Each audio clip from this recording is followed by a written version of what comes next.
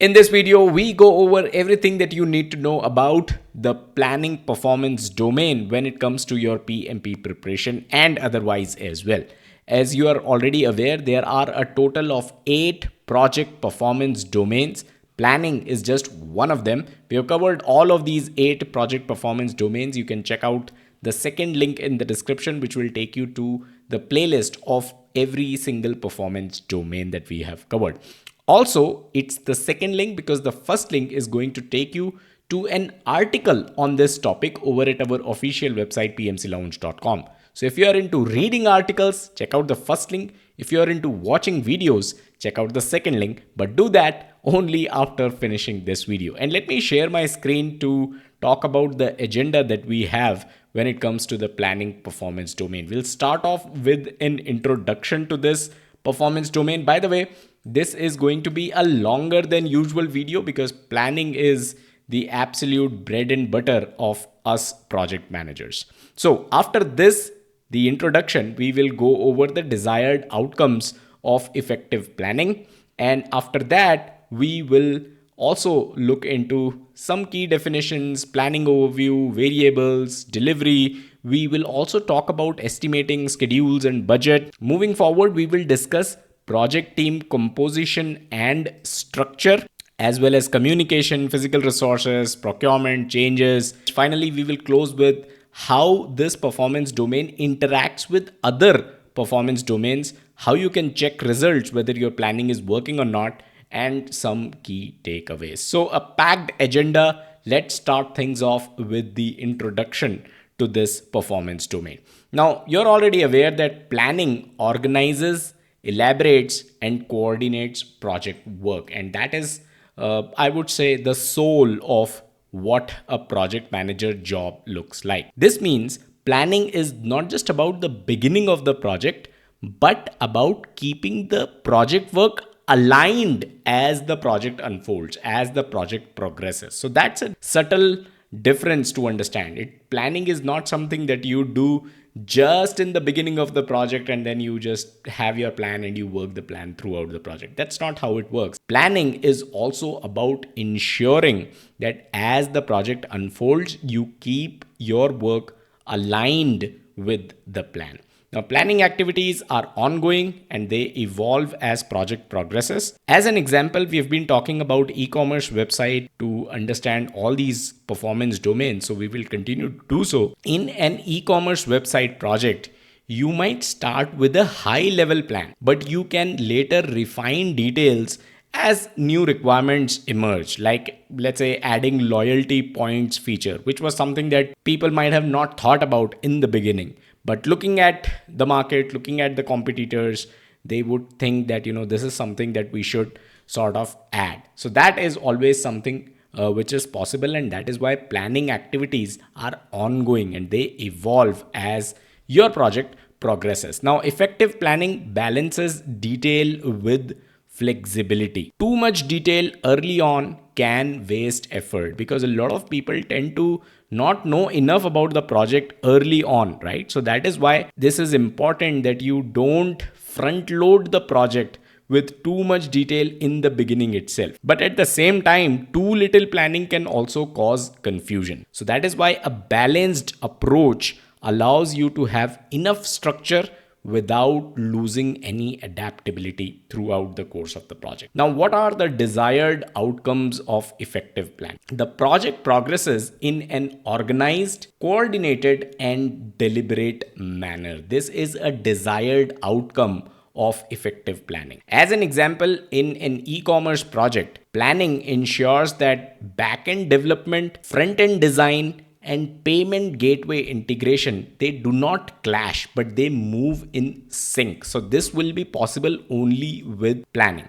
There is a holistic approach to delivering the project outcomes. So this means the focus is not only on technical deliverables, but also on customer satisfaction, also on budget control, also on timely delivery. So all of these are being taken care of. Evolving information is elaborated to produce deliverables and outcomes. This is something that we just talked about. Requirements may not be fully known upfront. So planning ensures changes like let's say adding a new shipping partner, this is something that is smoothly integrated. Time spent planning is appropriate for the situation. Don't take too much time just for planning. Spending 6 months planning a 3-month project is definitely inefficient, right? As an example, if your e-commerce website only needs a simple catalog and checkout, extensive planning is definitely an overkill. And this is also the reason why stuff like agile became so popular in information technology, because people realize that they can always come up with newer features, newer requirements, and deploy them later. An IT project or a software project is not like a physical structure that you have constructed and it's now very difficult to make changes. It's not like that, right? That is the reason why agile became so popular in IT. All right, let's talk about planning. Information is sufficient to manage stakeholder expectations. Stakeholders, they need clarity on what will be delivered and when it will be delivered. A clear plan keeps customers, sponsors, and the teams aligned. Now, there is also a process for adapting plans based on emerging needs.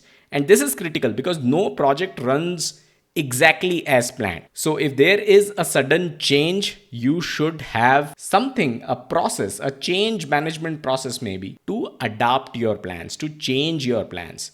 As an example, if there is a new tax rule for online sales, it is going to change your plans, right? It is definitely going to trigger a review and it is going to lead to some kind of updates on your billing, on your pricing strategy. So that is something to keep in mind always. All right, let's talk about key definitions. Estimate is a quantitative assessment of cost, effort, or duration. For example, estimating that coding the checkout feature will take 200 hours. So that is an estimate, right? Accuracy is the correctness of the estimate. So if the checkout really takes 210 hours, then the original estimate was fairly accurate. Then we talk about precision, which is the exactness of an estimate. So if you say that the checkout will take 210 hours, this is obviously more precise than saying, checkout feature is going to take about a month. Crashing means shortening schedule duration by adding more resources. So in our example, we could assign 2 developers instead of 1 to speed up the checkout development. Then there's fast tracking, which means performing sequential activities in parallel. So instead of waiting for design to finish before coding begins, developers can start coding based on the draft wireframes itself. And finally, there's budget. Budget is the approved cost baseline for the project. As an example, for e-commerce website, this could include software licenses, hosting, developer costs. Everything will be, added up to make the budget of the project. So I hope the key definitions for this performance domain planning is clear. If you have any questions, let me know in the comments below. And I hope you understand the subtle difference between accuracy and precision. We have talked about it in the past as well. You can do a search for videos on this. We've also talked about crashing. We've also talked about fast tracking, and everything is actually available on this channel itself. Okay, let's talk about the planning overview. The purpose of planning is to proactively define how deliverables will be created. For example, deciding early how the product catalog will be structured avoids confusion later. High-level planning may begin before the project authorization. So an e-commerce website project may draft a vision statement and a rough timeline even before formal approval comes in. This is possible. Planning should also consider social and environmental impacts. As an example, planning server hosting with energy efficient providers is part of sustainable planning. So you know that you would need a lot of servers for hosting, and you come up with something which will be energy efficient. This is sustainable planning, right? So planning should also consider social as well as environmental impacts as much as possible. The level of planning should match the project's circumstances. As an example, for a small website that is selling just 10 products, a lightweight plan is going to work. But for a large marketplace like Amazon with thousands of sellers, then detailed planning is definitely needed. Planning artifacts confirm stakeholder expectations. A simple roadmap or a work breakdown structure can help sponsors understand when the site will go live and what features you can expect. Now, one of the things I would like to for you to take away from this slide is the level of planning should match the project's circumstances. We talked about how agile became so popular, and the reason for that is the project's circumstances for software and IT projects is such that maybe a lot of detailed planning is not required when you can plan a small part and deliver something in just one sprint and then build on top of it, right? In the next slide we will look at the variables of planning, right? And these variables are basically an extension of this point. The level of planning should match the project's circumstances. So let's look at some of the variables that impact how planning is actually done. Development approach affects when and how much planning is done. So if you are following the predictive approach, predictive projects plan heavily up front. But if you're working on an adaptive project, then you can refine plans in iterations, right? So if you're following Scrum, based on your sprints, you keep refining the plans. Project deliverables influence the type and detail of planning required. A high-tech e-commerce website with AI-driven recommendations needs adaptive planning, but a simple blog website can use predictive planning, right? So whatever your deliverables are, they influence the type and the detail of planning that will be required. Organizational requirements may enforce specific planning artifacts. So a company's PMO may demand a project charter, a risk log, and even a resource plan before your work begins, before your project gets approved, right? So depending on the organization that you work for and the organizational requirements, they are also going to enforce specific planning artifacts. So you cannot just get going and start your work even if you are working on a blog website with just 10 products, right? If the organizational requirements is for you to provide some documents, then you will have to do so. Market conditions can drive faster, lighter planning. So if competitors are rapidly launching e-commerce platforms, you may prioritize speed to market over detailed planning. So obviously, if you are being shot at by your competitors left, right, and center, and they are deploying features in a very rapid manner, then perhaps you will also let go of detailed planning and you will go with lighter planning, and you will also prioritize speed to market, speed to go to market, right? Legal and regulatory restrictions may require formal planning documents. As simple as that. If you're handling online payments, then it is possible that there are standards within your country that are required to be followed. So you may have to do some kind of documentation. You may have to get some kind of approval from the legal department of your organization itself. So all of that is possible. These are all factors that affect how much planning you need to do as part of your project. With that, I would like to remind you about our PM 101 free training video. It's 1.5 hours long. It is an absolute legend with over 500,000 views. This is perhaps the highest viewed project management basics video out there. So definitely check it out. It will be linked in the description below. All right, let's talk about the agenda. Again, we have covered the top 5 topics. Now we will cover the rest of the topics, starting things off with delivery.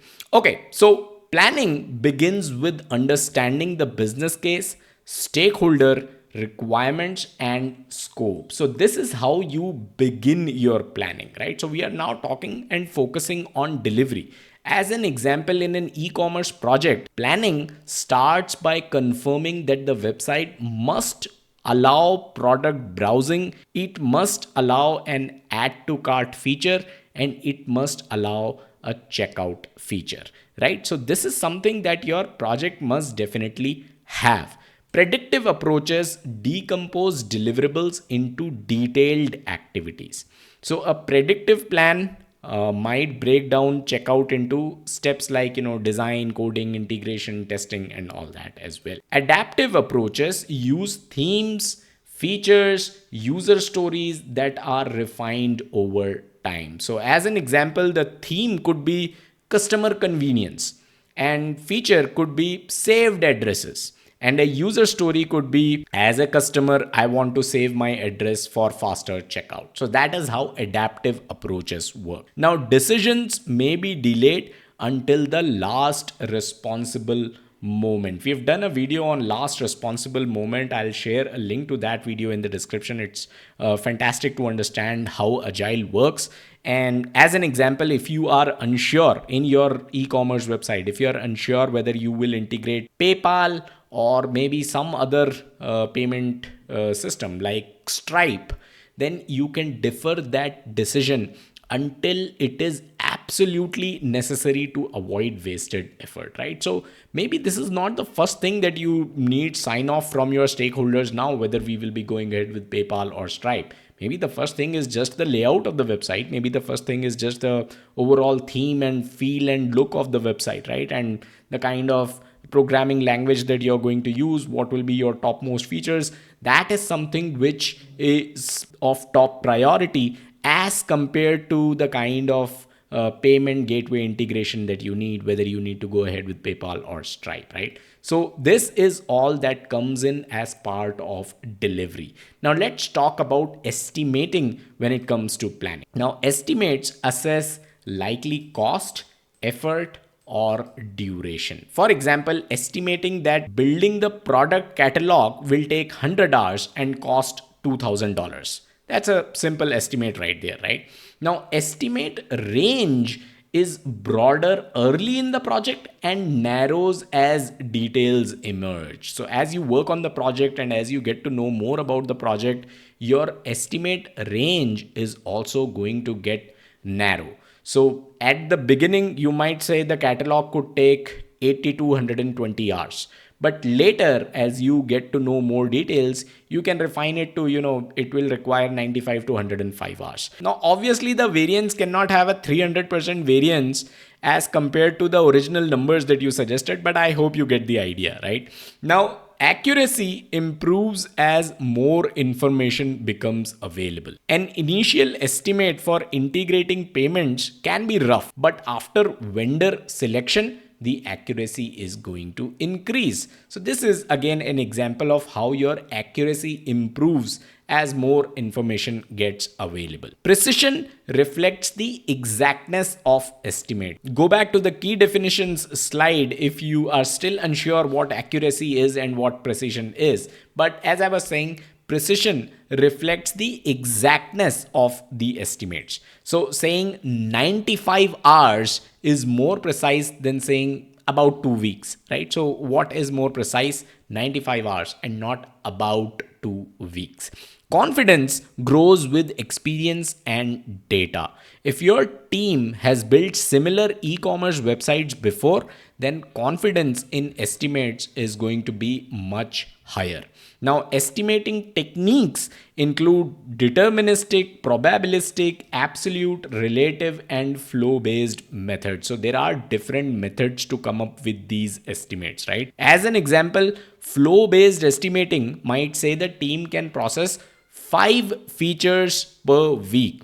So if you have 20 features in your backlog, it is going to take 4 weeks to deliver. Now, let's talk about schedules. A schedule models project activities, durations, and dependencies. As an example, coding the checkout feature cannot start until wireframes are approved. So there's a dependency right there, right? So this is something that your schedule can actually model and talk about. Predictive scheduling decomposes, sequences, estimates, allocates, and adjusts activities. Read this again. This is what predictive scheduling is all about. So, in an e commerce website, this might mean breaking down catalog design, sequencing before coding, estimating the hours that will be required, assigning developers, and even adjusting to meet the deadlines. Then there's schedule compression methods that are crashing and fast tracking, which we looked at in the key definitions slide. So if you need the checkout earlier, crashing adds developers to this work. But then there's fast tracking also, which allows coding to start before the design for checkout is finalized. So these are the two concepts for schedule compression. Dependencies can be mandatory, discretionary, external, or internal. So these are the types of dependencies that exist. A mandatory dependency is waiting for payment provider's API. An external dependency might be awaiting third-party delivery API approval. So these are all types of dependencies that actually exist on your project. Adaptive scheduling uses releases, iterations, and time boxes. So this is pretty different from predictive scheduling, as you can see here, right? So predictive scheduling, it does all these decomposition, sequencing, estimating, allocating, and adjusting the activities, while adaptive scheduling uses concepts like releases, iterations, and time boxes. As an example, your first release or release one of your website could include, let's say, some browsing features. It can include cart, and your release 2 can then include checkout and payments, and your release 3 can include the loyalty points features. So these are your 3 releases for the same website itself. Effort driven and fixed duration activities are treated differently. Coding is definitely effort driven. You can add more developers if you want, but then there's fixed duration activities like, let's say, 24-hour testing. So 24-hour testing is going to take 24 hours no matter how many resources you add. So these are the two different type of activities that are treated differently: effort driven and fixed duration. All right, let's talk about budget. Now, budget is developed from cost estimates and it forms the cost baseline. So as an example, you can have all these estimates. You can estimate $50,000 for development, $10,000 for testing, and that gives you a cost baseline of 60,000 US dollars. So you have all these cost estimates that you can add up to create a baseline of how much money you will be requiring for delivering the project. Now, costs are aligned with the project schedule as well. As an example, hosting and licensing costs are scheduled for early months. But when it comes to marketing costs for your e-commerce website, that is something which will be aligned closer to launch of your website and not in the earlier duration of the project. Now, budgets should include contingency reserves for risks. So contingency reserves is again a concept which your budget should account for. As an example, you can add 10% reserve in case anything that goes wrong, in case integrating with the payment gateway provider takes longer than expected. Similarly, there is management reserve, which covers unforeseen work, but it was in scope work. So if a new security requirement emerges during development, management reserves allows the project to address it without seeking new funding. So these are some concepts about budget that you as a project manager should know of when you are planning budget for your project. Let's talk about project team composition and structure. Planning identifies required skills, proficiency, and experience.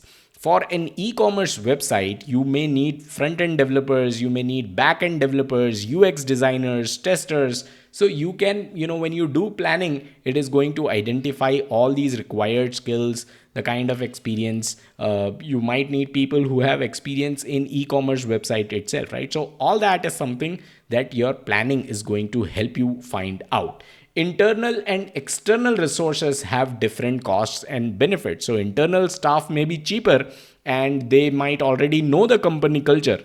But when it comes to external experts, external subject matter experts that you might need, they are going to bring in specialized skills, and they will be costlier as well.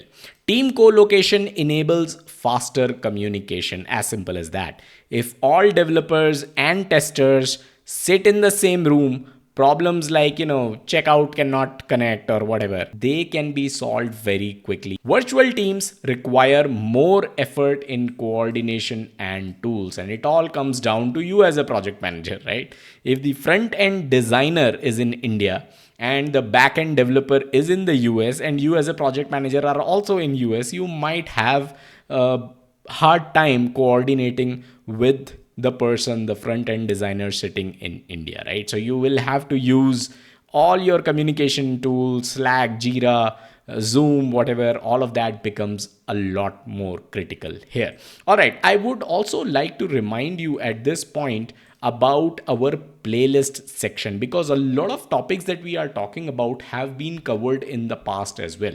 Head over to youtube.com/PMC Lounge/playlists, and you will find all the concepts that you need to prepare for your PMP exam, neatly organized in playlists, and everything is absolutely free. All right, so we have covered 10 topics so far. We need to cover 9 more topics. Let's get ahead and talk about communication. Now, communication planning identifies who needs information and why they need that information. The sponsor of your project may need weekly progress reports, but your developers might need daily stand-ups. So this is something which you will plan or come up with during your planning of communication, and document it maybe in your communication management plan.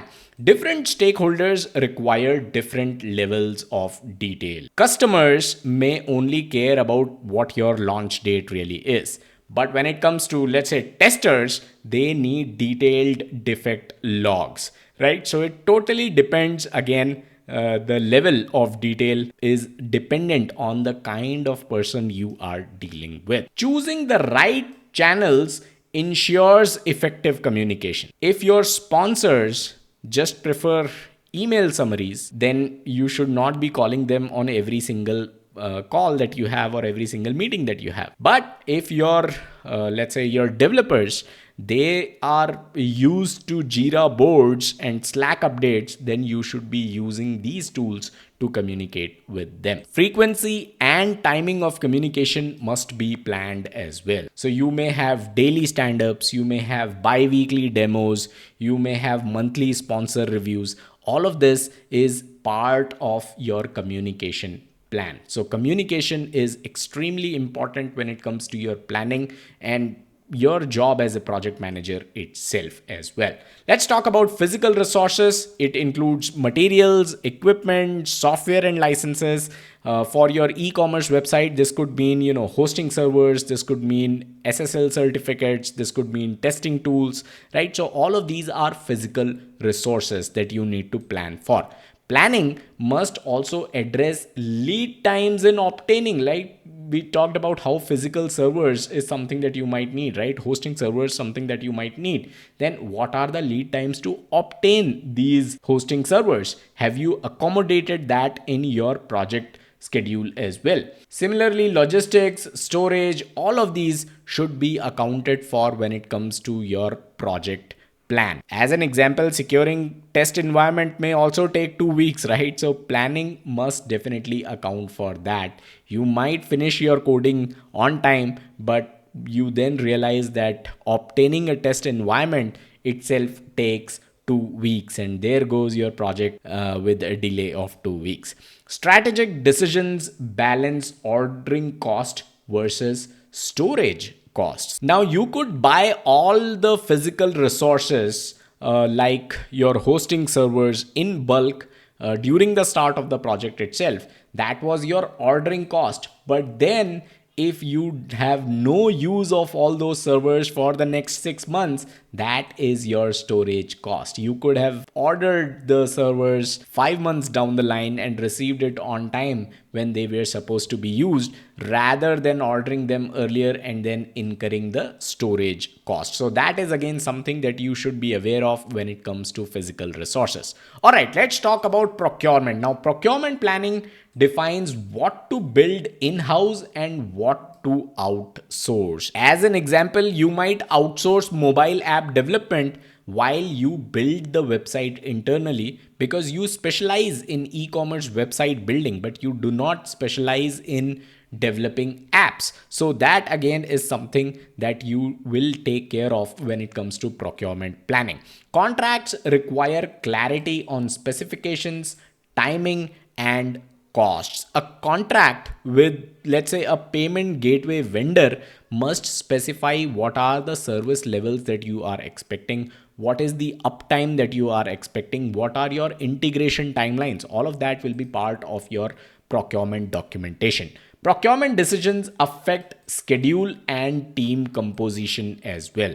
Whenever you are outsourcing, it means planning extra time for vendor onboarding and coordination, right? A vendor cannot walk in and understand everything and start delivering from day one, right? So that's something that you should account for when it comes to your procurements. Let's talk about changes. Now, projects must plan for inevitable changes. Changes are inevitable. So you might as well plan a change management process around it, right? As you're already aware, requirements evolve, risks materialize, and even markets shift. So you might have to, let's say, as an example, add a buy now, pay later option on your project, but that was something which was not accounted for initially. So you should have a change management process in place that can account for and accommodate changes like these. Change management may use formal control processes or even backlog reprioritization, right? When it comes to predictive projects, they can use change control boards, but adaptive projects, they can simply reprioritize their backlog. They can simply add this buy now, pay later feature in their backlog and reprioritize it and bring it to the top and say that this is the topmost feature that we want to deliver. Next comes contractual projects, which may require strict change procedures.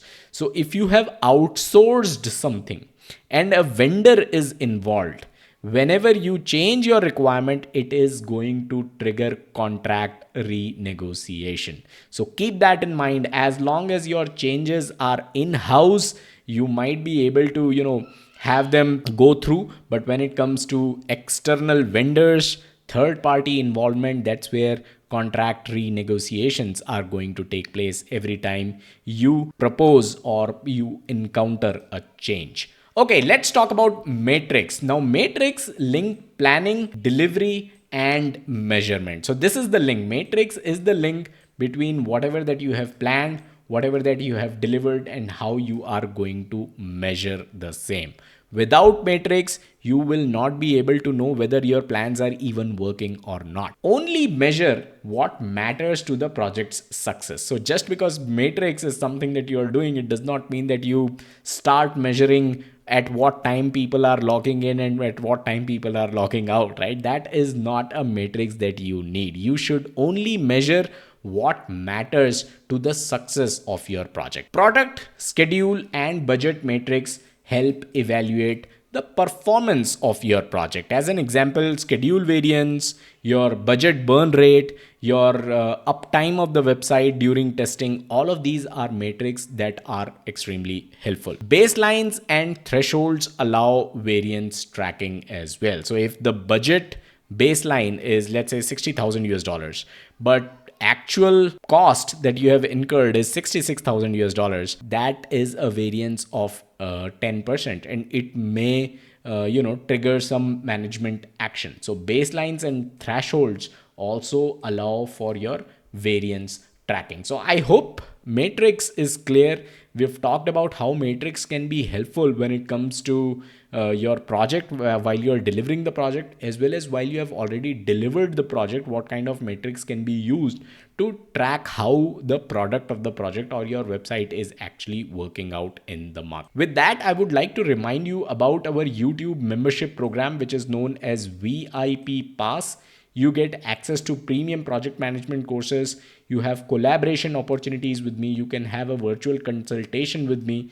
Just hit this join button and become a part of our awesome PMC Lounge community. All right, so let's move over to the last four topics of planning. I know this has been a longer video than usual, but as I said, planning is something which is the bread and butter for project managers. Planning is all that we do. That's a bit wrong because we do a lot more, but planning is definitely on top of the list in terms of the things that are most important in project management. Now, alignment is where we will talk about how we bring all of this together, how to integrate all these different plans that we just looked at, from estimating to budget to communication. How does all of this come together? How does all of this integrate together? That is what we are looking at in alignment. So planning artifacts must remain integrated throughout the project. Misalignment between, let's say, scope and budget is definitely a recipe for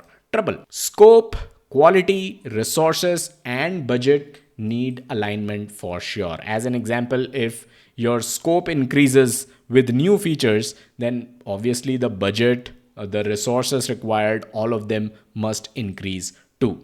Project timing should align with related projects or operations. So if the e-commerce website launch is tied to, let's say, a company-wide marketing campaign, then planning must ensure that schedules are in alignment. All right, large projects may need integrated management plans.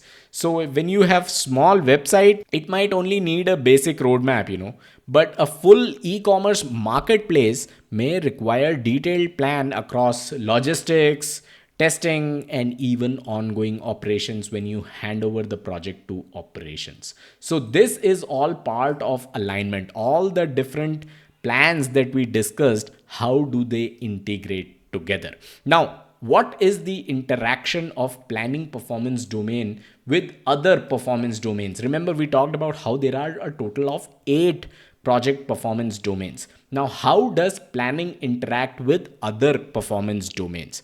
Planning integrates with all performance domains throughout the project, as simple as that. Without planning, your stakeholder engagement domain, your delivery domain, nothing can be aligned. Now, development approach and life cycle affect the depth and timing of planning as well. Adaptive projects plan in cycles, but predictive projects plan excessively upfront. So your development approach domain is definitely something that affects the planning domain. Planning interacts with delivery, uncertainty, and stakeholder engagement as well. As an example, planning also includes risk management, it includes delivery timelines, it also includes communication with sponsors. So obviously planning has that interaction going on with these other performance domains as well. Now, how do you check results when it comes to planning? Is your planning working or not? Planning effectiveness is evaluated throughout the course of the project. As an example, are deliverables being produced as planned? That's a question that you as a project manager can go and ask in every 2 weeks maybe. Plans must adapt when performance or conditions change. So if you're doing testing and your testing reveals some unexpected bugs or defects, plans may shift timelines or they may even reallocate resources to make sure that these bugs or defects are taken care of. Stakeholders should confirm whether expectations are being met. So you should go to your stakeholders and you should do a check on them maybe once a month, once every 2 months, to make sure that their expectations are being met or not. You have sponsors, you have customers that can validate whether the plan still aligns with the outcomes that these people want. These are very critical stakeholders, right? Your sponsor or sponsors or your customers. Now, let's talk about the key takeaways. Planning ensures projects progress in deliberate and organized manner. Without structured planning, chaos is going to take over just like that. Effective planning balances detail with flexibility. Too much detail is going to waste time, but too little is going to invite confusion. Project managers understand this more than anyone else. Estimates, schedules, budgets, resources, they form the backbone of planning. These are tools that project managers rely on to deliver results. Planning adapts to changes, uncertainties, and even stakeholder needs. Successful projects, they are not rigid at all. They evolve with conditions, they evolve as more and more requirements are uncovered. Integrated planning ensures alignment across domains. So we talked about that alignment slide, right? That's what this is referring to. Only when your scope, cost, resources, and delivery align can a project achieve its intended outcomes. So let me know in the comments, how much involved are you in planning? How much do you enjoy planning as a project manager? Because I, for one, love planning, and I think as project managers, this is something that all of us must look forward to when it comes to projects. So definitely let me know in the comments what has been your experience with planning. That's all that we had in this video. I hope you were able to understand planning in detail. Definitely keep learning and check out our other videos. Subscribe to this channel and share this with others so that everyone can benefit. I'll catch you guys in the next one. Bye bye.